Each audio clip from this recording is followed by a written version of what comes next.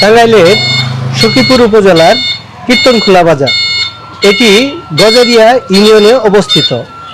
এই কীর্তনখোলা বাজারটিতে এই এলাকার যারা কৃষক রয়েছেন তাদের উৎপাদিত কলা এই বাজারটিতে তারা উঠাতেন এবং বিভিন্ন এলাকার পাইকাররা এই বাজারটিতে আসতেন এবং এখানে কলা কিনে দেশের বিভিন্ন প্রান্তে নিয়ে যেতেন। কলা ছাড়াও এই এলাকার কাঁঠাল এবং বিভিন্ন সবজি ফল এই বাজারটিতে উঠানো হতো এবং সেই ফল এবং বিভিন্ন সবজি এই বাজারটিতে বিক্রি হতো। বিভিন্ন এলাকার পাইকার ছাড়াও এই স্থানীয় এলাকার বেশ কয়েকটি আশপাশে গ্রামের মানুষজন এই বাজারটিতে আসতেন এবং এখানে তারা কেনাকাটা করতে পারতেন। আজকে এই কীর্তনখোলা বাজারে এসেছি এবং এই কীর্তনখোলা বাজারের চতুর্পাশে ঘুরে দেখব এবং এখানকার যারা স্থানীয় মানুষ রয়েছেন, ব্যবসায়ী এবং যারা এই বাজারটিতে কেনাকাটা করতে এসেছেন তাদের কাছ থেকে জানার চেষ্টা করব এই বাজারটির বিভিন্ন সমস্যা এবং বিভিন্ন সুবিধার কথাগুলো। বাজারটা হইতেছে বহুত বছর আগে থেকে, আমি সংগ্রহের পরে দেখতেছি বাজার এটা। তখন এই বাজারের মধ্যে 10টা 15টা করে কলা উঠতো, লোকজন তেমন কাঁঠাল উঠতো, কিন্তু এখন কলা বাজার ভেঙে গেছে, উঠে না, কাঁঠাল উঠে না, এখন খালি তো গুড়া বাজার এরকম। আগে ভালো জমছে, আগে বেশি জমছে, বর্তমানে কম জমে।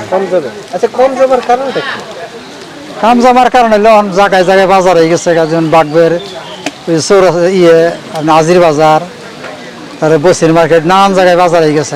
এই বাজারে কি সবকিছুই পাওয়া যায়? ইনশাল্লাহ সবকিছু পাওয়া যায়, না? কম আর বেশি সবকিছু পাওয়া যায়। এখানে কি কি পাওয়া যায় এই হাটটা? এখানে নিত্য প্রয়োজনীয় আর কি শাকসবজি, আপনার তরি তরকারি, আপনার মাছ, দুধ, নিত্য প্রয়োজনীয় জিনিসপত্র এখানে সবই পাওয়া যায়। বর্তমানে সবকিছুর দাম একটু বেশি। এখানে কোন দিন বাজার হয়?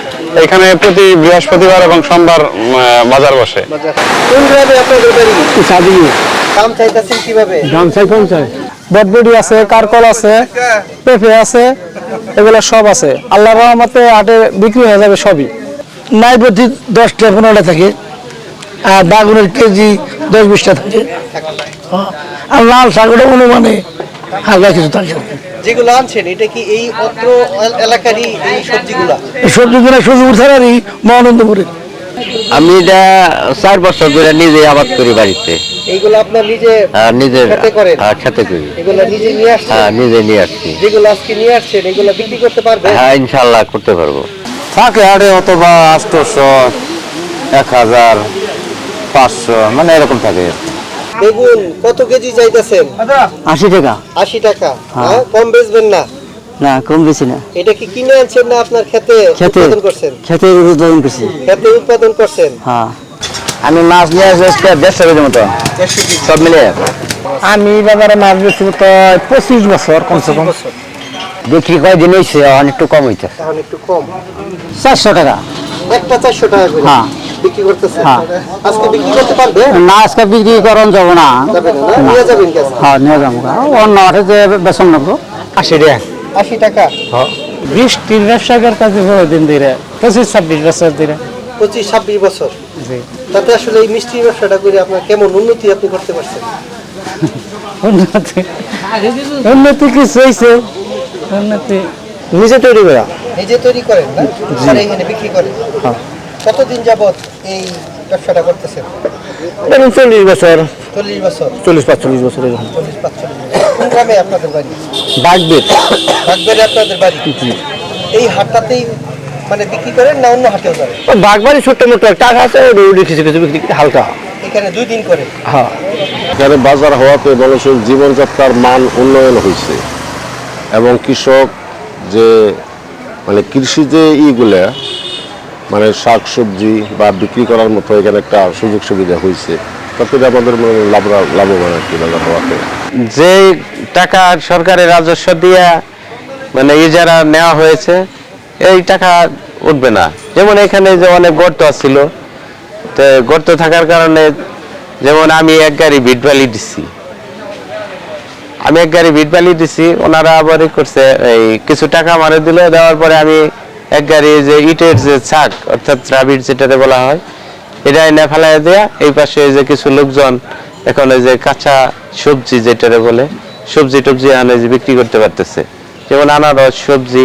এই পাশে তো অনেকগুলো ওই যে এদিক দিয়ে তো হাঁটাই যেত না, চলা যেত না। এই তারিখে এটারে একটু মেরামত করার কারণে জাস্ট এখন কিছু লোকজন আসে আর কি। তো বাজার এটা আগে অনেক জমজমাট ছিল। এই পাশে মনে করেন যে আপনার যে কলার বাজার ছিল, মানে 200-250 ট্রাক কলা হতো। এখন এই যে বনের কারণে এই যে আটিয়া বন অধ্যাদেশের যে বন বিভাগ, এই বন বিভাগের এই কারণে এখন মনে করেন এই বাজারে কলা টলা উঠতে পারে না, জায়গা নাই কিভাবে উঠবে। অন্তত সখীপুর থানার মধ্যে এটা সর্বোচ্চ বড় বাজার ছিল, এখন সর্বনিম্ন হয়ে গেছে। বাজারটি হওয়াতে এখানকার মানুষের মধ্যে একটি সভ্যতার রূপ এখানে তারা পরিবর্তন আনতে পেরেছেন। গ্রামীণ জীবনযাত্রার মান যেমনি বেড়েছে, তেমনি এখানকার যাতায়াত ব্যবস্থাও ব্যাপক সুন্দর হয়েছে। এখানে গ্রামীণ যে সকল রাস্তা রয়েছে সেগুলো অনেক বেহাল অবস্থার কথা আমরা জানতে পেরেছি। একটা পর্যায়ে এখানকার মানুষ অধিকাংশই কর্মহীন ছিল। এই বাজারটি হওয়াতে তাদের কর্মচাঞ্চল্য বেড়েছে, তাদের একটি অর্থনৈতিক মুক্তি তারা পেয়েছেন। গ্রামের ভিতর যে রাস্তাগুলো, ওগুলো যোগাযোগ ব্যবস্থা তো ভালো না, তাহলে কেদাটা দামনে করে খুব ডাব ডুব হয়ে গেছে। আপনার কোচা থেকে কেদাল খোলা পান একবারে ভাঙা, কালেন্দারা বেড়াল ভাঙা, ওইদিকে তো কাঁচা রাস্তায়। তারপরে সখীপুর থেকে সিস্টোর এটা পুরাটাই ভাঙা, রাস্তায় দিকে কোনো দিকে ভালো না। ধরেন একটা পাবলিক টয়লেট নাই, পাবলিক টয়লেট থাকলে একটু সুবিধা হতো। যেমন বাজারে 2-4 জন যা আসে, ওনারা হয়তো এই অনেক দূরে যাওয়া লাগে, যেমন আমার দোকানে আসে ওই পাশে মালিকানা যে টয়লেটগুলো ওখানে যায়। যেমন বসার মতো কোনো সিস্টেম নাই, বৃষ্টি আসলে যে আজকে কিছুক্ষণ আগে বৃষ্টি আসলো, বসার মতো দাঁড়ানোর মতো কোনো স্কোপ নাই। তো একটা শেড ঘর আছে ওই পাশে, ওটা মানে ওইদিকে কেউ যায় না, লোকজন ওই রকম অনেক সুবিধা না, এই জন্য ওইদিকে যায় না।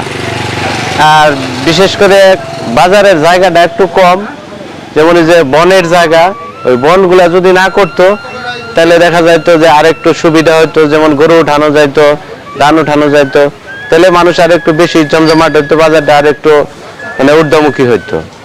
যেমন এই সমস্ত জিনিসগুলা না থাকার কারণে আমাদের বাজারটা এরকম একটু অবহেলিত ভাবে আছে আর কি। এটা যদি আপনার সরকার একটু আমাদের দিকে তাকায় বাজারের একটু উন্নয়নের দিকটা দিত, তাহলে দেখা যেত যে না আমাদের বাজারটা একটু উন্নয়ন হলো, তাহলে লোকজন অনেক দূর দূরান্ত থেকে আসতো, বেচাকেনি বাড়তো, তাহলে আমাদের বাজারের একটু সুবিধা হতো।